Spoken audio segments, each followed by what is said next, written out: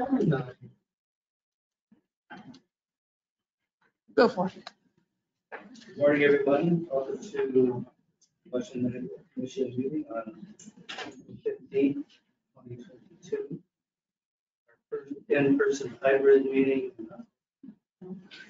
Katie?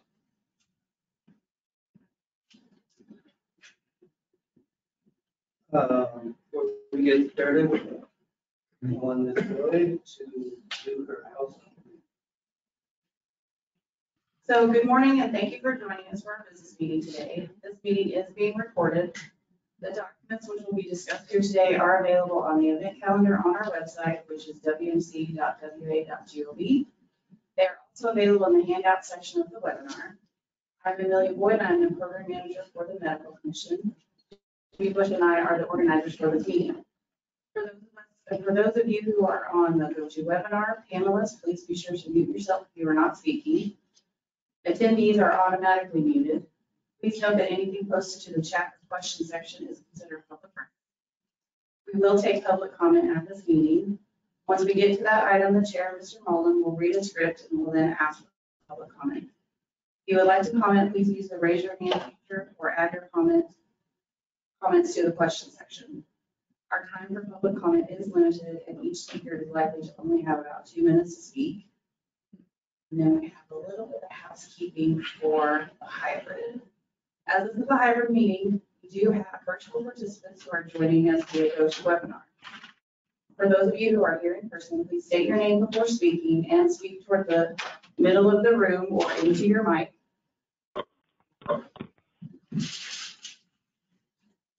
Please do not have sidebar conversation as for virtual participants. Oh. I already said all that, sorry. So with that, I'll hand it over to Mr. Mullen. Thank you, Amelia.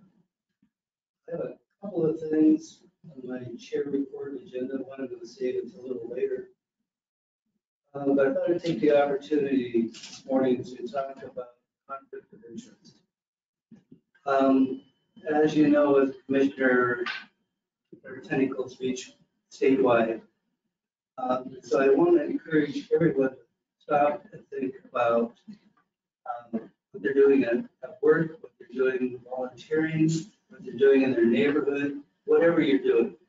If it has some potential, or you think it has potential for a conflict of interest when you work at the commission, first thing you should do is contact the chair or the executive director, Melanie, and ask, here's the issue, what do you think?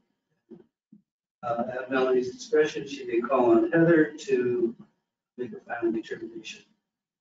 I'll just give you a personal example. I was involved, or have been involved, I should say, representing a community that I live in on a controversial issue with the city that I live in. This is a bit of a reach, but share, since the issue made prime time local news in our neighborhood, I was concerned that maybe something might develop. It was early on, I didn't know. But I want to make sure that Melanie and Micah knew before I ventured forth on my other activity. As it has turned out, it has been very controversial, but not to the point where it involves anything that I'm in the commission as chair of the commission. So I encourage you to think about whatever you're doing. If any thought of conflict, contact somebody at the commission to make sure that you are clear. And with that, I thought it would be a good opportunity for Heather to remind us about conflict of interest in doing work for the state, which we all do as commissioners of the Medical Association. Sure, I'll just do a sort of quick reminder for all of you, go through a little bit. There is a state ethics law that applies to all state officers, which you are all a state officer, which are appointed to the commission.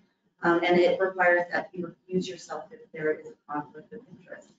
And really with the commission, we ask that you recuse yourself even if there may not be an actual conflict of interest, but there's a perception of conflict of interest as well, just to make sure we are above board and there can't be any objection to our work. So Think about when you are looking, especially at cases, that's where it comes up most. Do you know the complainant? Do you know the respondent? Do you know the another key party? There may be, if it's a child, it may be a parent. Think about those, and if you are friends with the people, if you are relatives, if you work with them, bring that up, talk to your staff attorney, talk to Melanie, talk to me, talk to the chair, and we can work through that to see if we think it's a real conflict, if it's a perception of a conflict, or if everything's okay. Also, it comes up sometimes with rules and policies, not as often. You're going to see that, but if there's somehow we're working on a policy where you may have financial or personal interest, or a family member does, think about that and you can decide if you need to recuse yourself. But always just ask. We're here to work through those problems with you and see if you need to recuse. When you do recuse, you're going to need to make sure that the staff attorney knows the file, especially in disciplinary cases, the files need to be reported in the file.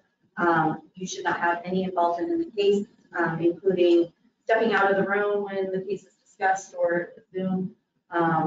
We want to make sure that is a clean screening of you from a case. So we really just want to encourage all of you to think about it when you're looking at things. Sometimes if it's like someone works in your same hospital, you don't know them, that may be something that we say, yeah, that's okay for you to stay on that case. But just think about the whole, just the panel, everything. You may need to step away. And it's just to protect the commission from any sort of bias or perception of bias, and we just want to keep everything. So if anyone has any questions, I'm happy to answer them now or after the meeting. And just bring it up and we will work through it. Thank you, Heather. It's my turn to do a little housekeeping. We had an item sent out to the commissioners that needs to be part of our agenda. And it is specifically the discrimination and healthcare policy. Do I need to make a motion to add it or just, okay, so need a motion to add the policy to the agenda. A second. Discussion? We'll be talking about this case, or we'll talk about the policy when we get to policy committee agenda portion of the meeting this morning. All in favor, signify by saying aye. Aye. Opposed? Motion carries. Now that we have a defined agenda, I'll entertain a motion to accept the consent agenda this morning. Second, all in favor, signify by saying aye. Aye. Discussion? Aye. Aye. Should say that this item includes March 4th business meeting minutes as well as the agenda for.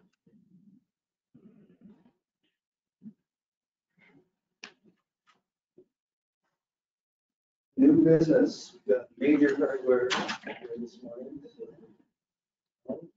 Thank you. So for those of you that are new to the commission and those of you that are online, every year we have outstanding performance awards that are nominated by staff. So staff nominate other staff for these performance awards. And the awards are in 3 categories. And these were put together by Chair Dr. Brantner many years ago, and we have continued doing them. And he designed the statues, and the big guy is for outstanding person in investigations. I'm not sure why he got bigger than the rest of them. And then we have outstanding staff attorney or somebody from the legal unit, and then outstanding staff, the administrative staff or compliance or whatnot. And there's some criteria that you have to meet in order to be nominated for this award. So first of all, it's for non-supervisory staff members. So if you're a manager or supervisor, you would not be able to get this award. It's for permanent and non-temporary positions. So if you are in a temporary position, you wouldn't be eligible for this award. But otherwise, there are certain categories, and staff fill out forms and they give them to me, and then I get a group of commissioners and managers to kind of rank them and select who they think meets the criteria. So it's not me that picks the winners. It's a group of managers and commissioners. So we had outstanding performance awards last year, but of course, because of COVID, I think I did mention them at a business meeting, but it kind of all got shoved under the rug. So I'm just going to tell you who won last year. So the last year's recipients' names are now on the they're not trophies, what are they? I don't know. Artifacts, monuments, whatever they are. I feel like a monuments guy. So for last year, for the Outstanding Performance Award for the legal unit, it was Janelle Hauser. I don't know if she's here. But last year's Outstanding Performance Award for the administrative side was Mike Hively. Well done. And last year's Outstanding Investigative Award winner was Christine Maps. So they will get it. So this year's winner, I'm going to start out and read them. I try not to tell you the name until the end. So if you know who it is, keep it to yourself. It's supposed to be. This investigative staff member worked tirelessly to ensure that CMT packets went out on time and contained all of the information the CMT members needed to make informed decisions. In 2021, he processed over 52 CMT packets once a week, regardless of holidays, plus many supplemental packets that had a 24-hour turn time to get time-sensitive information to the CMT panel for their deliberation. He touched over 1,800 complaints that were processed through intake and presented at CMT. In addition to his assigned duties, he's always willing to take time out of his work schedule to participate on interview panels and offers insight and well-reasoned evaluations of the interview process and interview skill set and ability to perform the roles and responsibilities of the position. He is also an active member of the social committee and one of its original members. To boost morale, especially during the pandemic, when staying connected was difficult for staff. Oh, I'm getting emotional. He helped with virtual social events, creating PowerPoint presentations to showcase the staff's coloring pages, and created a fun yet challenging trivia game. I never got any of those answers for a virtual all staff. He is always available to assist with all staff icebreakers or other activities to bolster and improve office morale. The Outstanding Performance Award for the Investigative Unit goes to Chris Walker. I'm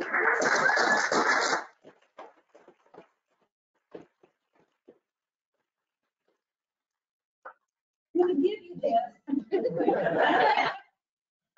Then you're going to give it back, and we're going to take it to the office. But we want a picture. And then this is what you can take home. Come on, Rita. Mr. Mullen. Mr. Mullen.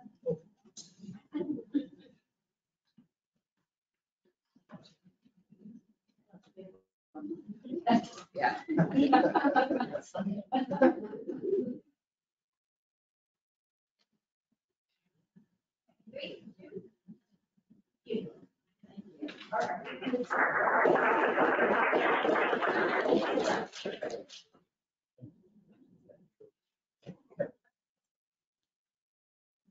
All right, this one is for the legal unit. The last year or two, this staff member has effectively taken on handling high-profile, complex cases, from cases regarding misinformation, disinformation, and the use of ivermectin for COVID, to out-of-state actions, to sexual misconduct cases. This staff attorney has seen it all. The subject of an investigative report on King 5 News, this staff attorney's work was displayed for all to see and show the medical commission took the right steps to protect Washington patients. In addition to handling this potpourri of cases, this attorney often boosts office morale by sharing names of good books to read, podcasts to listen to, or shows to watch. The staff attorney has also become a bit of an ice cream connoisseur and lightens the mood and makes the legal unit laugh when sharing recommendations for ice cream. The outstanding performance award for the legal unit goes to Tricia Wolf.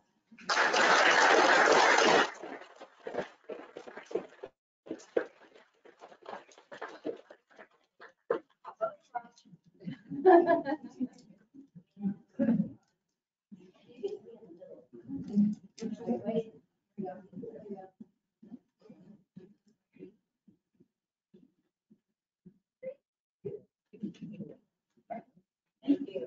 All right. Oh, yeah.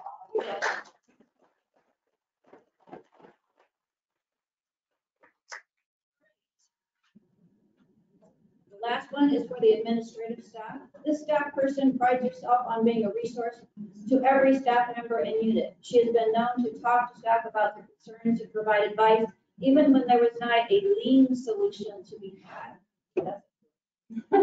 She has completed over 70 process creation projects and has improved countless more.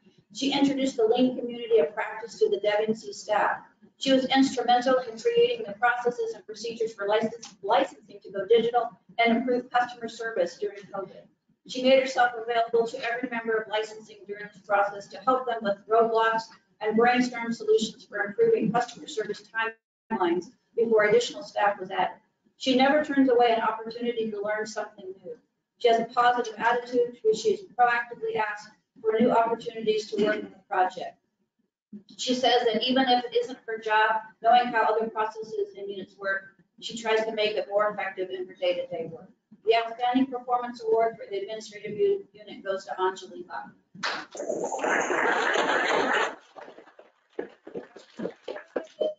Jimmy, and Jimmy will take it to Anjali. Wait. Hey, Anjali, way to go. Thank you. Thank you.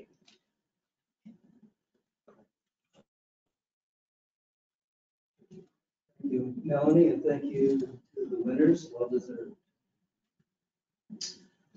Old business, their reports or issues or concerns of any committees or work groups. There's still one item in new business.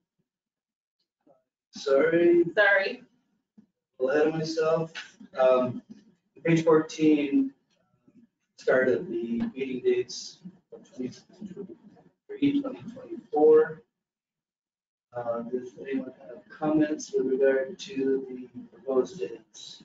So I'm just asking to change the July meeting dates for next year, because I've been told in the past that having a holiday during a commission meeting week is very problematic for the staff. And so we, by Rick. So we're asking to move the July meeting dates to the week later so that there's not a holiday during that week. We talked about that last time. We did not. No? Okay. Correct. So with that alteration to the calendar, entertain a motion to adopt. Second. Discussion? All in favor, signify by saying aye. Opposed? Motion carries. Thank you. Okay. Now, old business. Once again, any comments, issues, concerns, issues to be raised? Any of the committees or work groups? Hearing none, I have one, and this is really old business for old business. This is the disbanding of 4 groups. This chance with habit was reading the bylaws recently. We found in Article 5, paragraph 5H, that disbanding a work group committee requires a full commission. I didn't. I just got rid of it. So the first one on my list is the orthopedic manipulative therapy committee.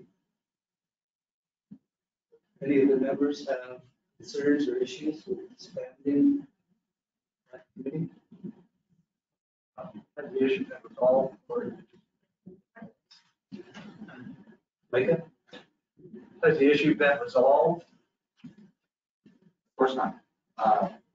So first things first, your committees by default must be dissolved by a vote of the commission unless the charter that created them has an expiration. And typically, what we have is we write a 1-year expiration. So it would have to be redone by the commission if there was not been done. With The respect, problem is it doesn't say that. To change it. yes. So with respect to the orthopedic manipulation, this came up as a sort of an L&I issue. We did meet several times on it, and it was clear there was a lot of opposition to what we were trying to accomplish, most notably from the Chiropractic Association. There was a lot of talk about grade 3 thrusts. I'm still not clear what those are, but the issue, I guess I would say, is died down. We have not heard anything else. Other comments? I just wanted to clarify, the osteopath manipulation, not. Oh, Sorry. yeah, this is clear. I knew that. Yeah. Hearing none, I'll entertain a motion to decommission the osteopathic manipulation. All in favor, signify by saying aye. Aye. Aye. Opposed? It's 5-0. Roberts, Curry, and Walden are dismissed. Next one is reduction in medical errors. That's a committee that hasn't done a whole bunch in a long time, and I think it's established to collaborate with the foundation in the CRP process. I think the foundation has expanded the CRP review process. I think it is no longer in need. Discussion? So to be clear, you're saying that the Foundation for Healthcare Quality has expanded their CRP review. That's my understanding. So I think that would call into question our existing CRP documents and policies and procedures. If they're no longer doing it, then that would tie directly to how we address our policies on the subject. Change. Yeah, I don't want to necessarily speak on behalf of the foundation or proclaim to be an expert in what they're doing. But it's not that the foundation has disbanded, it's the certification process that has, in my knowledge, that is that it's paused. I don't know if it's completely gone, but they're doing other work that I think would be pertinent for us to keep track of. And while the committee itself hasn't met as a group, Mike Farrell and I have actually been doing quite a bit of, I would say quite a bit of some offline connections with Dr. Gallagher, and have collaborated with him on some error reduction presentations to other bodies such as the Department of Corrections and so forth. So I think, I don't know if it requires an actual committee or board to continue this, but I think the fact that it exists allows us to have an avenue for connecting on this work. And I would propose that we do not commission for the time being until this had a chance to meet and that we had a conversation with Mr. Farrell to see if there's a different way forward. I guess we could do that. We probably need to reconstitute the mandate of that work. It's specifically geared to an agreement with the CRP process. So, I think the title itself is merit. Commission should be about production medical errors. It's all about. But I think we need to reconstitute. I don't know if we need to rename it, but at least reconstitute the purpose. No idea. Mr. Mullen, I believe that you would have to decommission this particular one and then write a new charter and commission a different one to do whatever it is you want. Olivia, could that be done at another meeting where we have what we're going to in place before we just continue? Can I, sorry, the echoes were here. This is Jim, and I like what Jimmy said, and I think even though there hasn't been much activity with this particular committee, it's really important, I think, I would think for any commission or any board to have reduction in medical errors.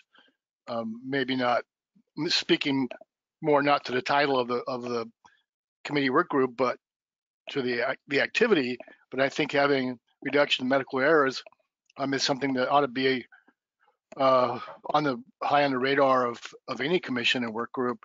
And maybe the solution is to try and keep the work group, but perhaps redouble an effort to find people who are interested in reviving the activity. There already is some activity from Jimmy and Mike, and that's an excellent foundation. And I am guessing that would be people on the commission who are going to be here for a little while longer who would find that of interest. So those are my thoughts. Thank you. Thanks, Jim. Yangley? Yeah, I think this is a very vital committee for the commission. And when it's formed, I was so glad that we have a committee like this.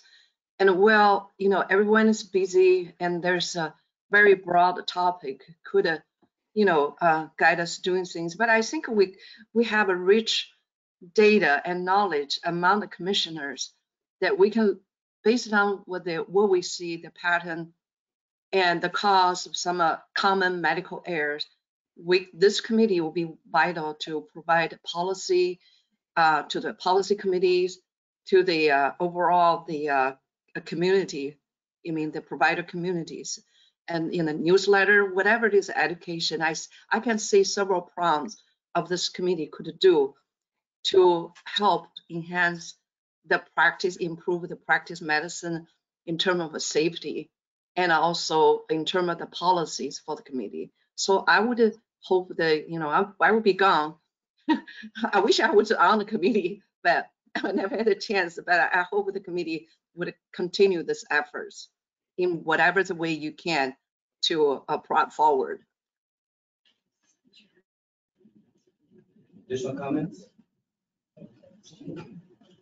So because this is a public record, I would like to remind folks that virtually everything we do is designed to reduce all of our disciplinary actions, almost all of our disciplinary are for reduction of medical error. They are not for punishment. I would also say that the majority of some of the closures that we do have in them a mechanism for trying to reduce medical error. I think the committee is an important committee to look at new ways to do that, improve how we're doing things. But I don't want the public to go away thinking that our purpose isn't reduction of medical error. It is. Yes. Yeah, I just wanted to clarify a couple of points that have been brought up. Number one, when I might suggest that before COVID and virtual meetings, we did meet occasionally to not just address our relationship with the foundation and their CRP certification work. We had done additional work to study the science of high reliability, how that applies to the work that we do. It was from that study that we suggested that we had variability in how the committee actually works, what the commission works, and to study that. Dr. Roberts was very interested in doing that work, and those are some of the reasons why we did the switching of the commissioners from panel to panel. That's actually where that idea came from. Number two,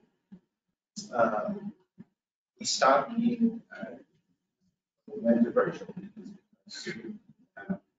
The, the opportunity to meet came because we were meeting here in person and we would meet during lunch or so because we went to virtual, the opportunity to faded, and that might be the other reason. And the other point that was brought up was that this committee's work was exclusively or focusing on relations with the foundation, and we would argue that that wasn't the case. I think that was one of the things that we were looking at. And also, while I believe the statement of agreement that we had assigned correctly when that was in 2015 or 2013, sometime then, that document doesn't state specifically that commission supports their certification work. It states that we support their CRP work, which continues. Their certification process may have been paused or eliminated, I'm not sure, but the concept of CRP continues. And the work that Mr. Farrell has done at level 2, Brooklyn 2, continue to spread the importance of CRP as a concept also needs to be. And so I think this would be the perfect body to encompass those other work. And that while we haven't met in person, I think it's important to keep it in order for us to continue focusing on those areas. And while Dr. Roberts' point is absolutely correct, all the work that we do here is aimed at reducing errors both from an individual and a systemic perspective. The commission allows, or the committee allows a way to focus on specific solutions, specific problems, just as we have done in the past, which I'm sure we will address in the future. Can I remind everyone on the panel to speak up, like feel like you're yelling, especially if you're wearing a mask. The virtual doesn't either. Okay. Christine has a question. I don't know if you Oh, can I'm see sorry. it on there. Christine? Okay. Hi, thank you. I actually volunteered to be a member of this committee, and I think it is very important to keep going, and I'm more than happy to continue to help in any way I can. So I think we should keep it going. Thank you. Jim? Just one other comment. This is a great conversation, and I'm glad that we're having it. I think what Alden said was true in that the culture of the commission really has, I think, embraced sort of a cross-cutting approach to reduction in medical errors and patient safety, and I think that's really good. I think that's where the rubber meets the road, and I would say that I think that part of how that happened was from the work of the committee, and I think amen. I think we have built a sort of a cross-cutting approach to integrating medical errors and safety into everything we do. And B, I think having this committee and a revitalized version of it will really help to maintain that and keep that foundational. Thank you. Thank you, Jim. Further comments? Well, let me just say, I certainly think that we need to reconstitute the committee's mandate.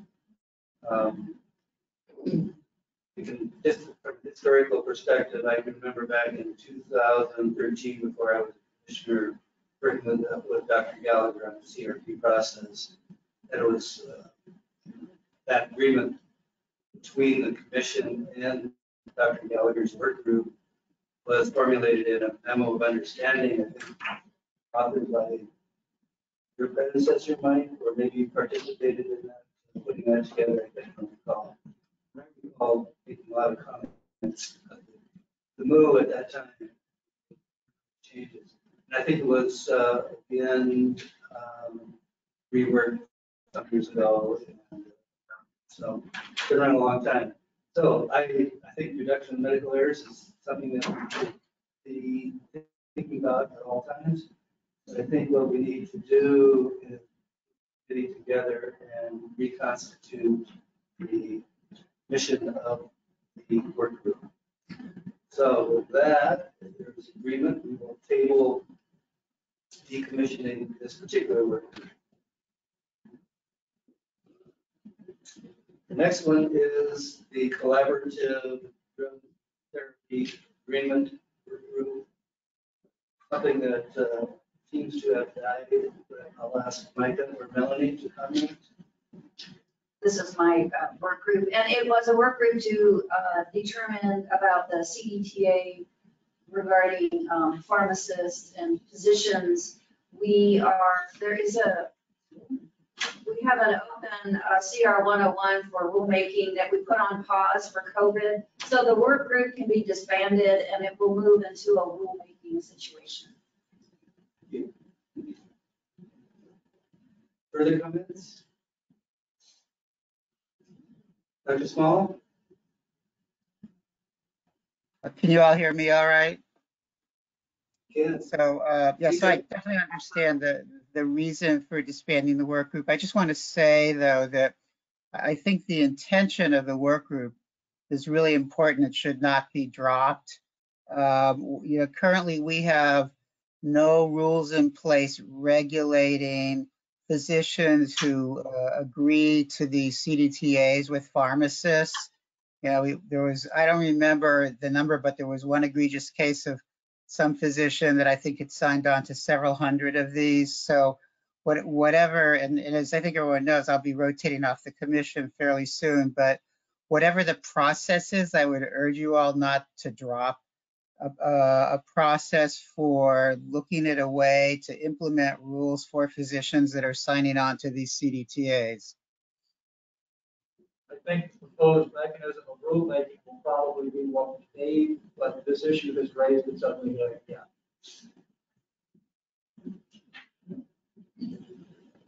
Additional comments? So it sounds like maybe we leave it in place for now and then wait for rulemaking, or is rulemaking ready to go now? The work group was to gather information for the group that was part of the work group so they would understand from a pharmacist side. We did that. So that the work group fulfilled its mission and the work group can be disbanded and then we will move on to rulemaking based on the information we gathered in the work group. Thank you. And we actually have a CR 101 open on this subject. So we've just been putting it on hold for a while, so because we were still gathering more information. So we actually have rulemaking going on. We haven't done it. More to come. More to come. Second? All in favor? Signify by saying aye. Raise your hand. Aye. Opposed? Motion carries. Roberts, Chung, Small, and Malden. The next one is Commissioner Education Group. Melanie has a comment.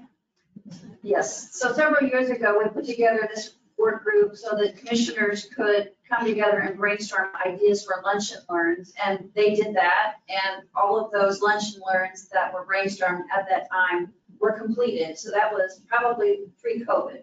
And then, so now we have heard from the commissioners that they would prefer to have like mini trainings during the lunch and learns. So the staff has come together and put together a list of topics for these lunch and learns going out for the next year or two. So this work group doesn't need to meet anymore for a while. I mean, we could reconstitute it later on, but right now it can be disbanded. Additional comments? Hearing none, Entertain a motion to decommission the Commissioner Education Work Group. Second. All in favor, signify by saying aye or raise your hand. Aye. Opposed? Motion carries. Uh, Channeling Dr. Roberts' thoughts here. Because this is a public meeting, I do want to emphasize the point that this doesn't mean that commissioners do not want to be educated. We have many different avenues where we educate each other, and a work group isn't necessary for us to do that. And so we're always looking for opportunities to educate ourselves and within the commission and look for better ways of improving our processes. So as well as enhancing our clinical. Just wanted to make that point. Thank you.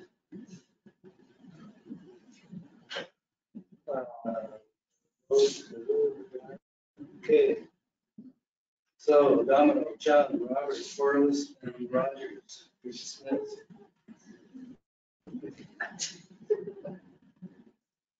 So that at about 500. Okay, moving on.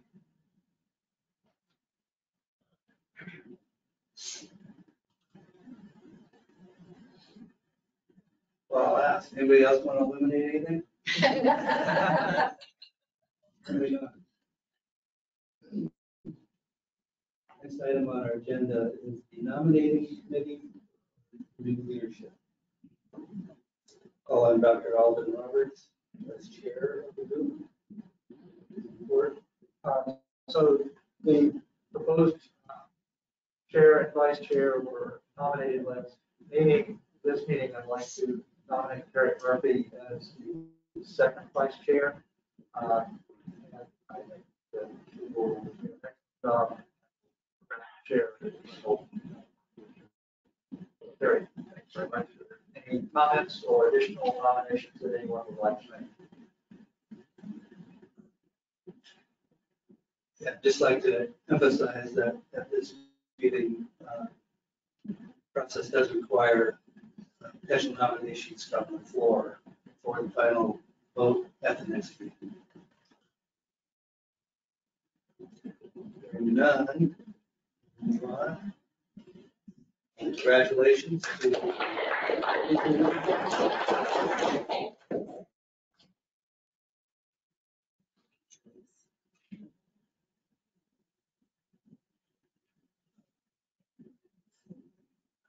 next item is rulemaking activities. Do you have an update? So I just wanted to point out that in the agenda, I do have a note in there where I'm asking for panelists for a rules hearing on May 27th. We had a rules hearing scheduled for this past Wednesday. We were unable to get a quorum. And we had to have a quorum for a hearing.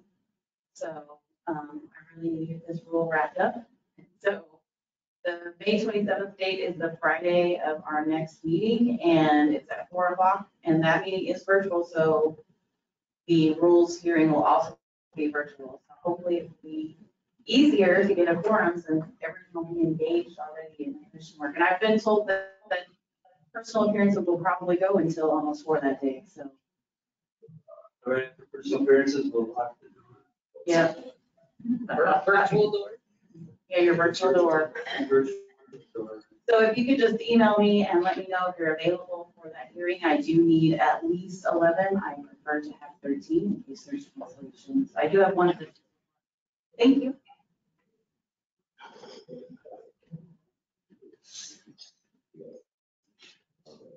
Again, this is important work of the commission, so we really need to have folks step up.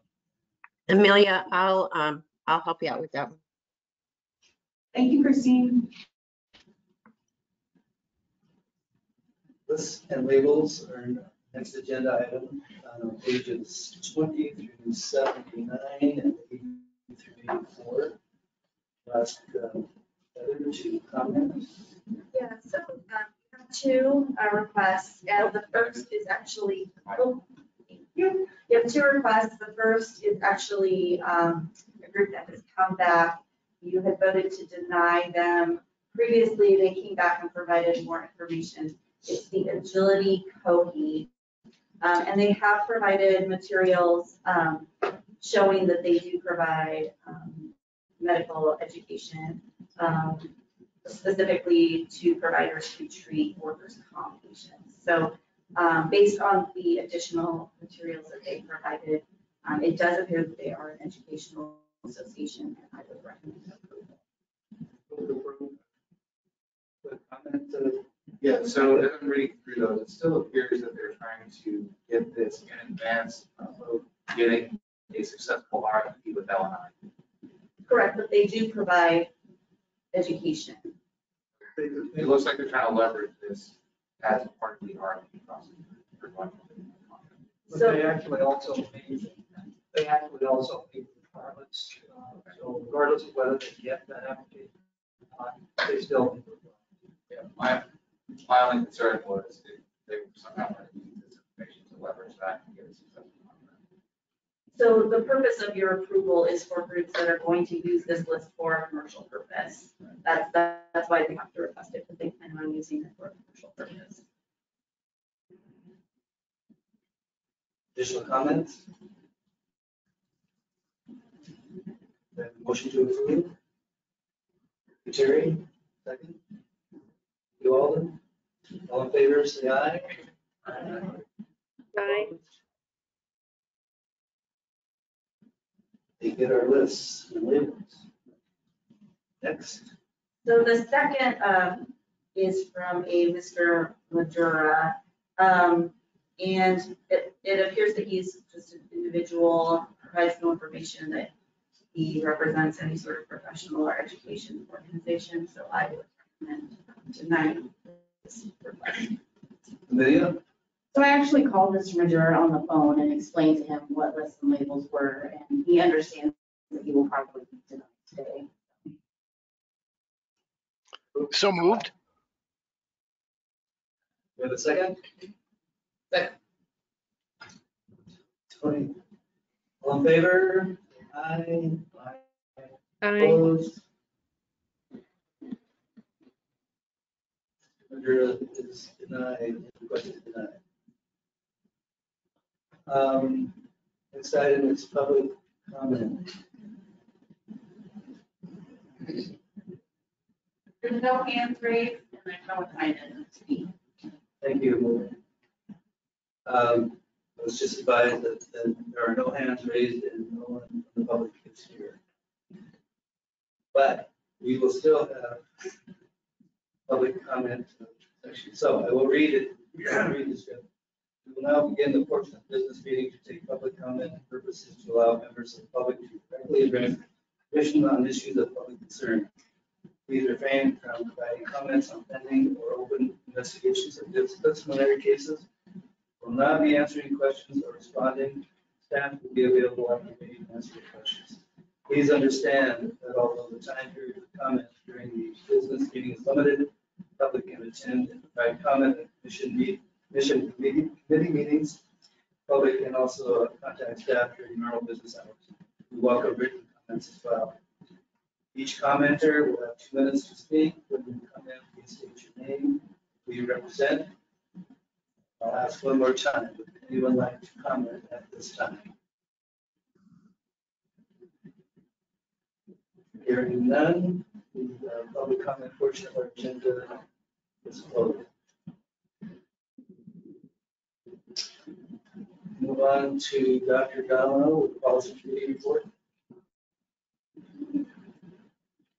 All right, we have, our first document is called Discrimination in Healthcare Policy. That's what we approved at our last meeting, and it went to the Secretary's office for review. And what happened is there was one revision in there relating to making it consistent with the usual format, which is in the first paragraph. It describes what the document says so that someone could read the first paragraph, a few sentences, and understand whether they want to look further in the document or not. And that appeared in red I don't know, Mike, were we gonna be able to see those documents? You're not here, so it was sent to you via email, I believe, in that. We looked at it yesterday. The other change in the document appeared in blue, and that was in a section that was below the definitions of different sorts of bias discrimination. And Mike Farrell added that, and the committee, the policy committee approved it. While it may be redundant with some of the definitions, it was added a couple sentences in order to kind of pull things together in the document. And we thought it was an excellent addition. The other changes were extremely minor, a couple other ones. So we voted to approve it. Is there any discussion of that document? Do we need a vote to vote for this now for approval? Yeah, so all in favor, raise your hand or say aye. And anyone opposed to accepting this? Good, it's accepted. We think it's an outstanding policy. And I think these revisions are really help improve it.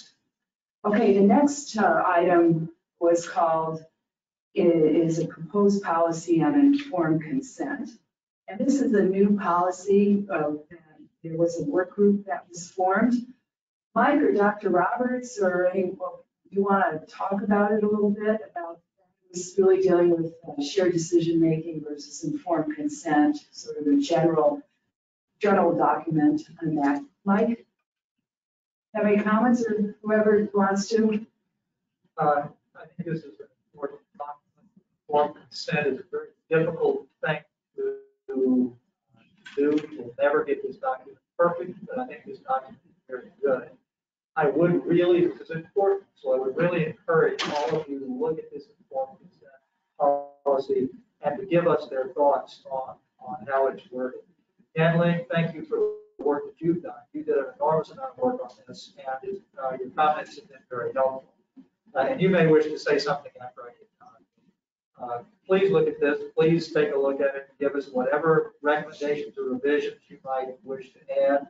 Again, I would say we're not going to get a perfect document out of this because of the nature of informed consent in the first place, but let's get something we can be really proud of. So, thank you. Either Lee or Mike, you want to make a comment? No, I don't have anything to add. But please submit your comments to me and also. In case you can't hear that, Mr. Farrell says, please submit your comments to him. And that we really are interested in having everyone look at it. It did not, it appeared in the second revised agenda packet for this meeting, not the first one. One last thing before we move on. John Mullen was also on this. And John, thank you very much. You were very helpful also. I did not. So a lot of our meeting, we had a very short policy meeting yesterday, since a lot of these documents are new and they needed some more discussion and review by all the commissioners. So the third document is now called a guidance document, and this is on medical professionalism. And I do know that there were changes in this document that were made that were fairly extensive between what appeared in the first packet and what appeared in the second meeting packet. And we also felt that, especially with the number of changes, that it's something that we as policy committee needed to digest and look at further. And that we were just, basically want to look at it further. I don't know if anyone in the Mike, do you have any comments about this? This is the 4th year renewal of an older document.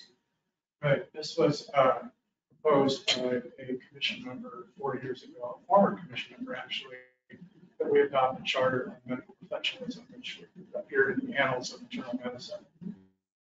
So I just plagiarized it almost word for word. And now it's coming back to you for your review with a number of changes to update it, to be a little better. I Institute, and Paul Meyer, who provided most of the changes. So if you could take a look at it and let me know what you think. Do any of the commissioners, have you looked at it, have any comments that you want to make about it today, or just plan to do it via email to Mike?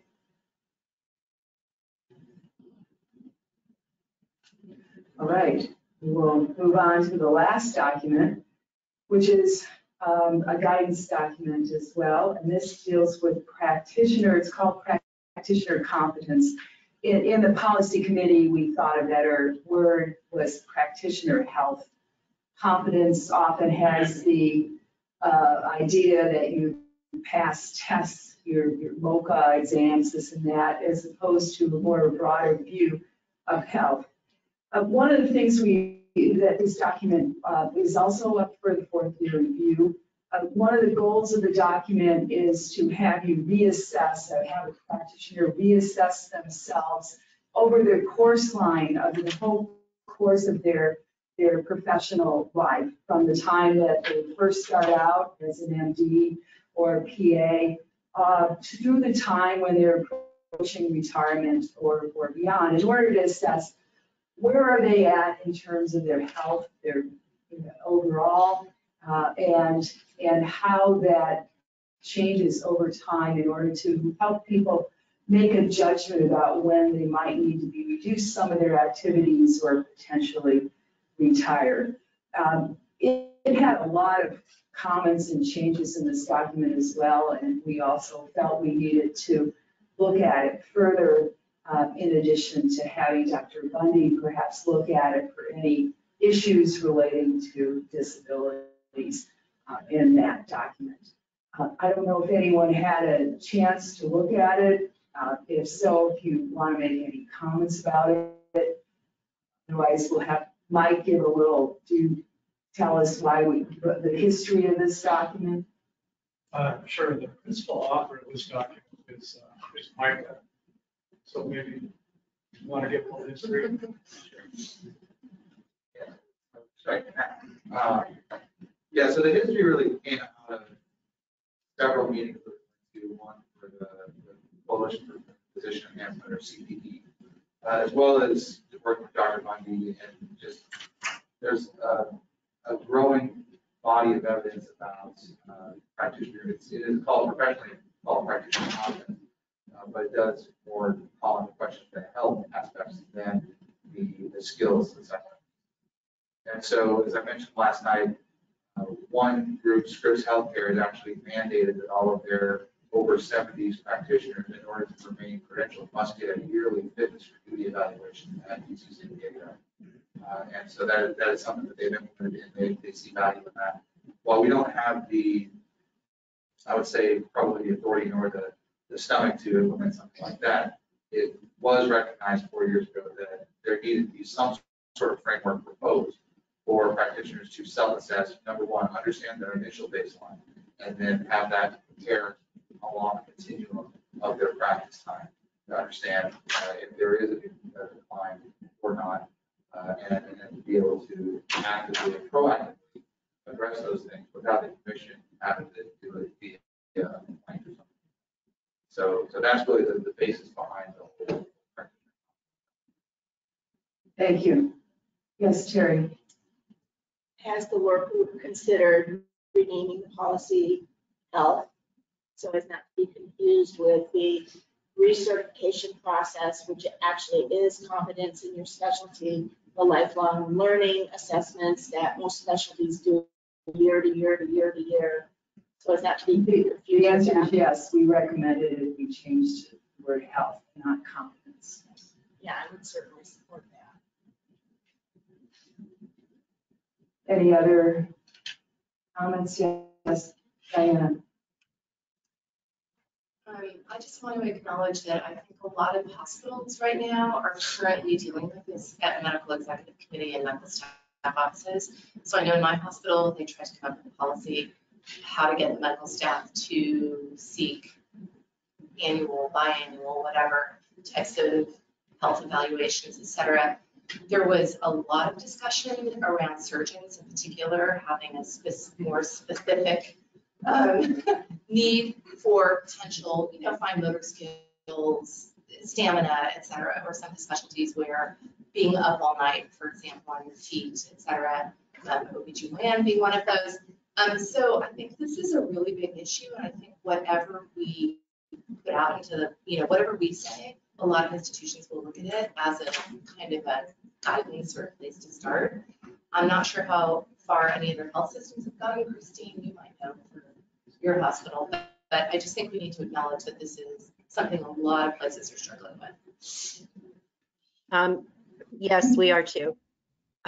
We've been talking about this for a while, bounced it around with our leadership team, which are our chief of staff, vice chief of staff, and brought it up to MEC. We've had comments with Horty Springer as well, which we're doing some educational conferences with right now, and it's a touchy subject. But I agree with what you're saying. I think that this could be a jumping off point with what we're putting together here for facilities, but it is something that's being talked about, but has a lot of controversy around it. Any other comments? Like one other thing, I think Mr. Molden suggested that like the younger age, rather than 7 to 10 year sort of an assessment, it would be more apt to have 5 to 7 years, isn't it? Correct? Yeah. The next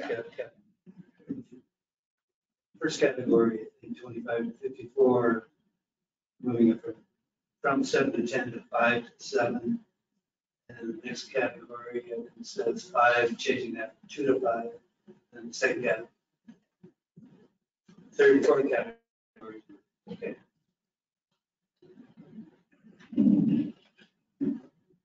Any other comments? Anyway, please look through this. It is really important, as Diana said. And so we'd like your advice about this. Thank you. That's the end of the policy report. We did that already. That was the first one. Yeah.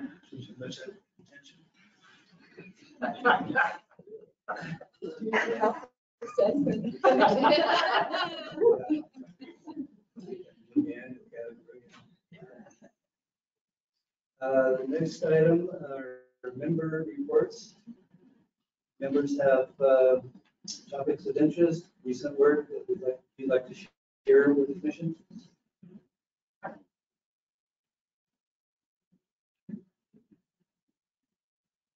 Going once. Okay. Move on to staff reports, on pages 7 through 112. Are there additions, deletions, additional comments? Of these, tell us you've got ready.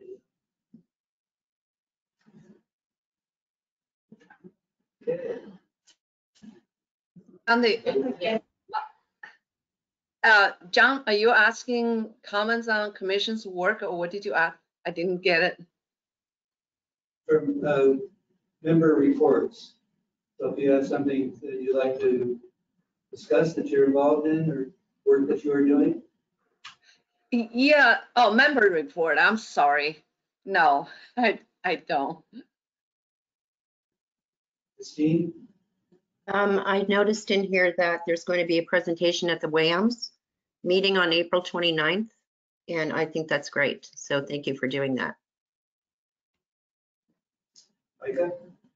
So yeah, just as a note, we do try and engage quite a bit with plans, specifically our licensing manager for supporting it contacts that we engage with and trying to make sure that they're aware. One thing I did want to highlight is the Amelia Boyd's report sent report on what we did with the 107. We have a number. Just specifically, I want to call out the public member appointments. So if you know folks who you think would provide a good public member perspective, please encourage them to apply. We didn't get that many applications. I'm actively working with the governor's office. We got one. Yeah, one. We got one, a single one for a public member appointment. So we need more. We need more regular ones. And not to disparage anybody here, but just one is not enough to fill 3. And so just be reaching out actively encourage people to apply. And it's, the public members get the good cases, the sex, drugs, the rock and roll. And so those are ones we really need to have filled and active. Thank you, Micah. Other comments? Move on, if there is one, to the other report. Nothing today. Oh, sorry, Natalie? Yeah, I don't know if you mean members' comments. I don't know it's the right place. And in the package, there's a educational program. I just want to make a suggestion. There's one topic. It's about why do patients lie to their provider? I feel the words lie is a little, it's a condensation, condensating, and I would recommend we change the words, not using lie, because people don't tell the truth with the provider for a variety of reasons. Not doesn't necessarily mean they're lying. Maybe say why patients sometimes do not tell exactly what happened. Something I don't know what words. I just want to put a comment there. How about just how why patients hide things from their physician? Because it's both passive and active if they don't. I can hear you.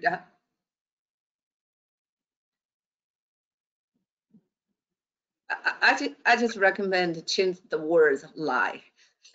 Because we don't want to say why do provider lie, why do other so and so lie, and that's to say give public front face. I would recommend we change the words. I agree on that, and I think that lying and hiding, those I think imply a responsibility on the part of the patient who withholds information, as though it's not it's not part of a partnership. Because I think it is. There are a lot of reasons why we withhold information from our providers, and I've done it, and I probably still will do it because I don't want certain things showing up on my, for my insurance companies, whatever. I think it's those kinds of fears. It's very complex, and those kinds of fears which often lead people to withhold information. So I think framing it in a way that looks at the systemic reasons why people would do that, and also looks at the relationship reasons between the provider and the patient, and underscores the fact that that's a dual responsibility. It's not just the patient lying. So my thoughts. Yeah, I think withhold information probably better words than lie. So it's my suggestion. So thanks for the comments, Jimmy. This is a work in progress, so the language can change in the future.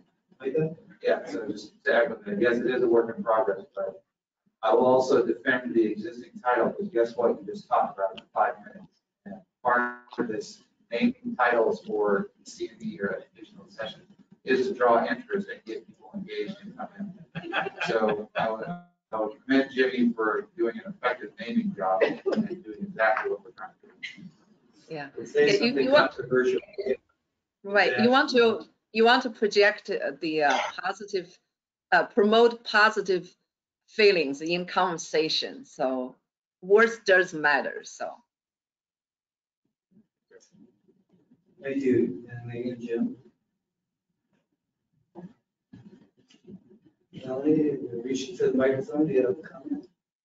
I was waiting for you to say, are there any other comments? I was just going to say that. That's giving you priority.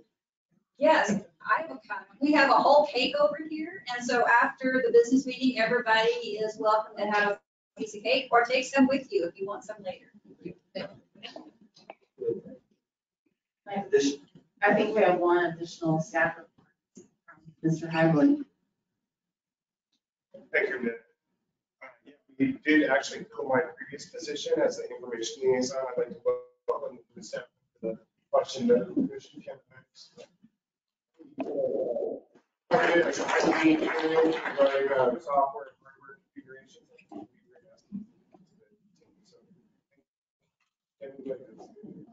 Yeah, I'm just excited for this new role.